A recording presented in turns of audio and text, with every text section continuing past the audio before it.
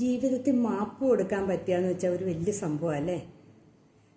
എല്ലാവർക്കും മാപ്പ് കൊടുക്കാൻ പറ്റിയാൽ തന്നെ നമ്മുടെ ജീവിതം സന്തോഷകരമാകും. കാരണം എന്നാന്ന് വെച്ചിട്ടുണ്ടെങ്കിൽ നമ്മുടെ മനസ്സിലൊക്കെ കെട്ടി നിൽക്കുന്ന ആ വിഷമങ്ങളും ആ ദുഃഖങ്ങളും ഒക്കെ ഒന്ന് പറഞ്ഞു തീർത്ത് കഴിയുമ്പോൾ ഉണ്ടല്ലോ നമുക്കൊരാശ്വാസമാകും. അത് ആർക്കാണേലും അതെ.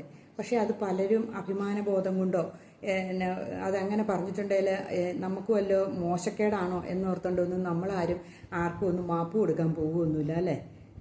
പക്ഷേ അത് നമ്മളൊന്ന് ചെയ്ത് നോക്കിക്കേ. നമ്മളെന്തിനാ ഇങ്ങനെ ദേഷ്യവും വെറുപ്പും വിദ്വേഷവുമായിട്ടിരിക്കുന്നത് അല്ലേ. ചിലർ പറഞ്ഞേക്കാം ഞാൻ എൻ്റെ ജീവിതത്തിൽ അവന് മാപ്പ് കൊടുക്കില്ല എന്ന് പറയും. ചിലർ പറയും ഞാൻ അവനെ കൊണ്ട് മാപ്പ് പറയിപ്പിച്ചിട്ടേ ഞാൻ അടങ്ങുള്ളൂ എന്ന് പറയും. ഇത് അങ്ങനെ അയാളെ കൊണ്ട് മാപ്പ് പറയിപ്പിച്ച് കഴിഞ്ഞാൽ അയാൾ നന്നാവുമെന്ന് ഓർത്തുകൊണ്ടാണോ? ഇല്ല, അയാൾ പിന്നെ ഇത് തന്നെയല്ലേ ആവർത്തിക്കുള്ളൂ. നമ്മളായിട്ട് ആരും നന്നാക്കാനൊന്നും ശ്രമിച്ചാൽ ആരും നന്നാവില്ല. സ്വയം നമ്മൾ മാപ്പ് കൊടുക്കണം. അപ്പോഴാണ് നമ്മുടെ മനസ്സിന് ശാന്തി കിട്ടുള്ളൂ അല്ലേ.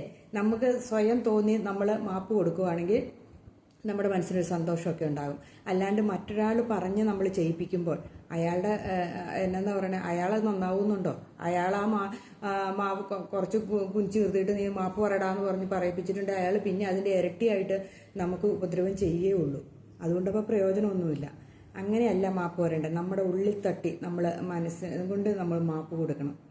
അതെവിടെയായിരുന്നാലും നമുക്കൊന്ന് ഫോൺ വിളിച്ചാണേലും അല്ലെങ്കിൽ പോട്ടറ പ്രശ്നങ്ങളൊക്കെ എല്ലാ പ്രശ്നങ്ങളും തീരട്ടെ, ഇനി അങ്ങനെ ഒന്നും ഉണ്ടാവാണ്ടിരുന്നാൽ മതി എന്ന് പറഞ്ഞാലും മതി.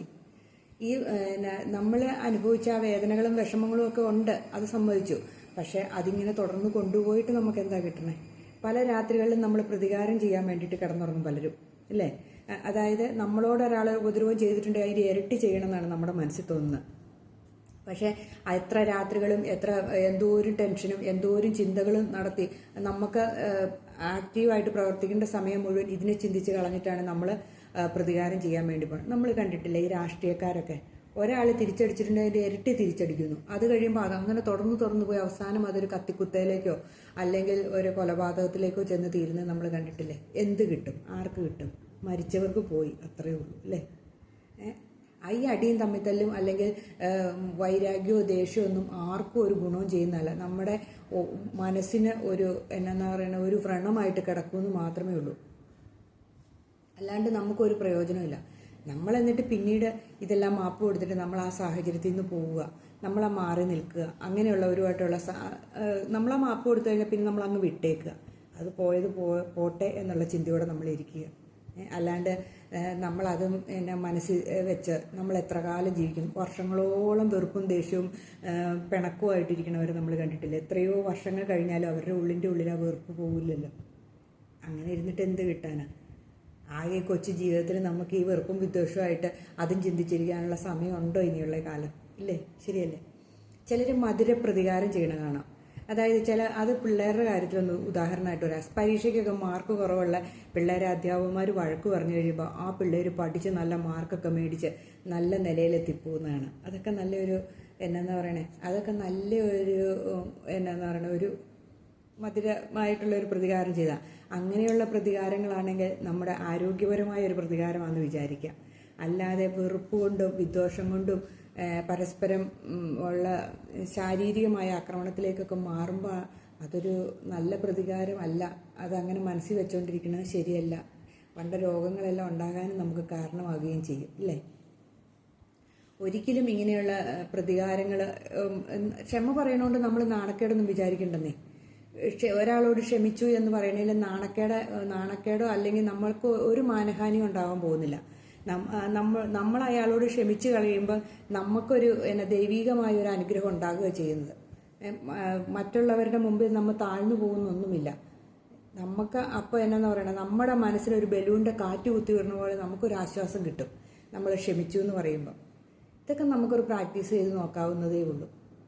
നമ്മുടെ ജീവിതത്തിൽ ഒത്തിരി മാറ്റങ്ങൾ ഉണ്ടാക്കാൻ ഇതൊക്കെ സാധിക്കും. അല്ലാതെ എല്ലാവരെയും നന്നാക്കിയിട്ട് നമുക്ക് ജീവിക്കാൻ നോക്കിയിട്ടുണ്ട് ഒരു കാര്യവും നടക്കില്ല. നമുക്ക് ഉള്ള സാഹചര്യത്തിൽ നമ്മുടെ മനസ്സിൽ നിന്നുള്ള എല്ലാ പാവങ്ങളും എല്ലാ സങ്കടങ്ങളെ കഴുകിക്കളഞ്ഞ് നമുക്ക് സന്തോഷത്തോടെ ജീവിച്ചാൽ നമുക്ക് ഒത്തിരി പോസിറ്റീവായിട്ട് കാര്യങ്ങൾ ചെയ്യാൻ സാധിക്കും. പിന്നെ നമുക്ക് ആക്റ്റീവായിട്ട് പല കാര്യങ്ങളും ചെയ്യാൻ സാധിക്കും. നമ്മുടെ ബ്രെയിനിനകത്ത് ആവശ്യമില്ലാത്ത എല്ലാം ഒഴിവായി പോയിട്ട് നമുക്കൊരു സമാധാനവും സന്തോഷവും ഒക്കെ കിട്ടുകയും ചെയ്യും. അപ്പം നമുക്കിങ്ങനെയൊന്ന് പ്രവർത്തിച്ചു നോക്കിയാലോ. എല്ലാവരോടും നമ്മളങ്ങ് ക്ഷമിച്ചു. നമ്മളോട് തെറ്റ് ചെയ്തവരും നമ്മൾ ക്ഷമിച്ചു. അവർ ക്ഷമിക്കുകയോ ക്ഷമിക്കാതിരിക്കുകയോ എന്ത് വേണമെങ്കിലും ചെയ്തോട്ടെ, അവരെ അങ്ങ് വിട്ടേക്കുക. നമ്മൾ ക്ഷമിച്ചു, നമ്മൾ മുന്നോട്ട് പോയിക്കൊണ്ടിരിക്കുക. നമ്മുടെ ജീവിതത്തിൽ പോസിറ്റീവ് എനർജി അപ്പോൾ വന്നെന്നറിയും. അത് ഉറപ്പായ കാര്യമാണ്. നമുക്ക് എന്തോ ഒരു സമയം മിച്ചം കിട്ടുമെന്നറിയാം. ഇങ്ങനെയുള്ള കാര്യങ്ങൾ ചിന്തിച്ചാണ് ഒരാൾ എന്നാലും അവൻ എന്നോട് ഇങ്ങനെ ചെയ്തിട്ടല്ലേ, അവനെ കൊണ്ട് ഞാൻ മാപ്പ് പറയിപ്പിക്കും, അവനെ കൊണ്ട് ഞാൻ അത് ചെയ്യിപ്പിക്കും, അല്ലെ അവളെ കൊണ്ട് ചെയ്യിപ്പിക്കും എന്നിങ്ങനെ ചിന്തിച്ചാണ് നമ്മൾ സമയം മുഴുവൻ കളയേണ്ടത്. എന്തോ ഒരു സമയം നമ്മൾ അതിന് വേസ്റ്റാക്കി കളയേണ്ടെന്നറിയാമോ?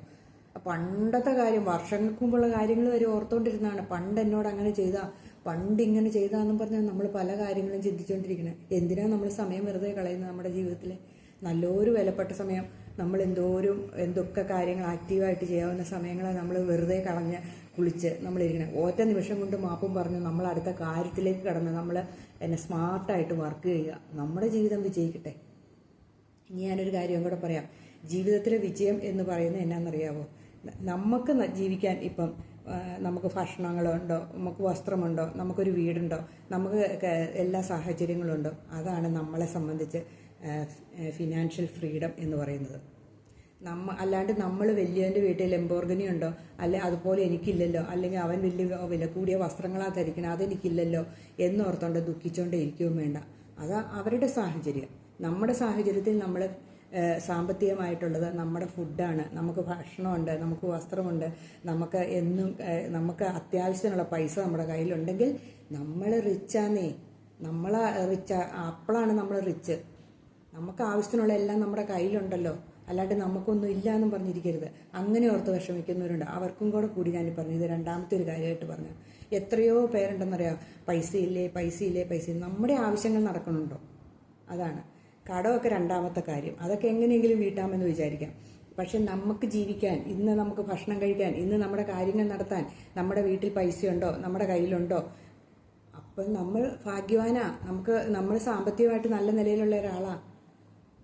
അല്ലാണ്ട് നമ്മൾ അംബാനീനെ നോക്കിയിട്ടോ, അല്ലെങ്കിൽ അദാനീനെ നോക്കിയിട്ടോ, അല്ലെങ്കിൽ അതുപോലെയുള്ളവരെ വലിയ റിച്ച് ആയവരെ നോക്കിയിട്ട് നമുക്ക് ഒരു കാര്യമില്ല. അവരുടെ സ്റ്റാറ്റസ്, നമ്മളെപ്പോലെ തന്നെയാണ്. അപ്പോൾ ചിന്തിച്ചാൽ മതി. അവരുടെ സ്റ്റാറ്റസിലാണ്, ആ രീതിയിലാണ് അവർ ജീവിക്കുന്നത്. നമ്മുടെ രീതിയിൽ നമ്മൾ റിച്ചാണ്. ഇടത്തരക്കാർക്കാണ് ഈ പ്രശ്നങ്ങൾ മുഴുവൻ കേട്ടോ. സത്യം പറയുക, ഇടത്തരക്കാർക്കാണ് പൈസയില്ലേ, അല്ലെങ്കിൽ എനിക്ക് അങ്ങനെ ഉണ്ടായില്ല, എനിക്കിങ്ങനെ ഉണ്ട്, എനിക്ക് കിട്ടിയില്ല, എനിക്ക് എന്തോരം ഉണ്ടാക്കിയാലും മതിയാവുന്നില്ല എന്നുള്ള ചിന്ത തന്നെ മുഴുവൻ ഇടത്തരക്കാർക്കാണ്. അത് വെറുതെയാണ്. നമുക്കുള്ളതിൽ നമ്മൾ സന്തോഷിച്ചാലുണ്ടോ, ഉള്ളത് മതിയെന്നേ. നമുക്ക് ഇന്നത്തെ കാര്യങ്ങൾ നടന്നു പോകാൻ. ബൈബിളിൽ പറഞ്ഞില്ല, ഇന്നു വേണ്ട ആഹാരം ഞങ്ങൾക്ക് ഇന്ന് തരയണമേ എന്ന് പറഞ്ഞിട്ടില്ലേ? ഒന്ന് ഓർത്ത് ചിന്തിച്ചു നോക്കിയാൽ ശരിയല്ല. അന്നന്ന് കഴിഞ്ഞു പോയി നമ്മൾ സുഭിക്ഷമായിട്ടാണോ ജീവിക്കണേന്ന് മാത്രം നമ്മൾ നോക്കിയാൽ മതി. അല്ലാതെ നമുക്ക് കോടികൾ രൂപ കൈ കിട്ടിയിട്ടൊന്നും നമുക്ക് ഒരിക്കലും സന്തോഷിക്കാൻ സാധിക്കില്ല. അതും കൂടെ ഞാൻ ഈ കൂടെ പറഞ്ഞു എന്നേ ഉള്ളൂ. അപ്പോൾ ഈ രണ്ട് കാര്യങ്ങൾ നമ്മൾ ജീവിതത്തിൽ ചെയ്തു നോക്കി ഒത്തിരി മാറ്റങ്ങളുണ്ടാവും. അല്ലാതെ നമ്മൾ എല്ലാ കാര്യങ്ങളും ഒപ്പിച്ചു വെച്ചിട്ട് നമുക്ക് ജീവിക്കാമെന്ന് ഓർത്തിരുന്നാൽ നമ്മൾ ജീവിക്കില്ല കേട്ടോ. ഉള്ള കാര്യം പറഞ്ഞേക്കാം. നമുക്കെല്ലാം സമ്പാദിച്ച് ലക്ഷങ്ങളും കോടികളും പൈസ ഉണ്ടാക്കി വെച്ചിട്ടെന്നാൽ ഇനി ജീവിച്ചേക്കാം. ആദ്യം നമുക്ക് പൈസ ഉണ്ടാക്കാമെന്ന് ഓർത്ത് ആർത്തി പിടിച്ച് പൈസ ഉണ്ടാക്കാൻ പോയിട്ടുണ്ടെങ്കിൽ നമ്മുടെ ജീവിതവും നടക്കില്ല, നമ്മുടെ പൈസ ഉണ്ടാക്കലും നടക്കില്ല. ഇപ്പം നമ്മൾ ഉള്ളത് വെച്ച് അന്നന്ന് നമ്മൾ സുഖമായിട്ട് ജീവിക്കുന്നതാണോ എന്ന് ശ്രദ്ധിക്കുക. നമുക്കുള്ള കാര്യങ്ങൾ എന്ത് വന്നാലും, ഒരു ആശുപത്രി കേസ് വന്നാൽ നമ്മുടെ കയ്യിൽ പൈസ ഉണ്ടോ? പിള്ളേരുടെ ഫീസ് അടയ്ക്കാൻ നമ്മുടെ കയ്യിൽ പൈസ ഉണ്ടോ? അല്ലെങ്കിൽ നമുക്കിന്ന് ഫുഡിന് പൈസ ഉണ്ടോ? വസ്ത്രം മേടിക്കാൻ പൈസ ഉണ്ടോ? ഇന്നത്തെ കാര്യം മാത്രം അതിനുള്ള പൈസ നമ്മുടെ കയ്യിലുണ്ടോ? ബാക്കി പിന്നെ വന്നോളും. നമ്മൾ പണി ചെയ്തുകൊണ്ടിരുന്നാൽ മതി. നമുക്ക് അന്നന്ന് പണി ചെയ്ത് പോകുമ്പോൾ നമുക്ക് ഉണ്ടായിക്കൊണ്ടിരിക്കും. അതിനിടയ്ക്ക് കുറച്ച് സേവിങ്ങും കൂടെ ഉണ്ടാക്കി വെച്ചാൽ നമ്മൾ റിച്ച് ആയിക്കോളും.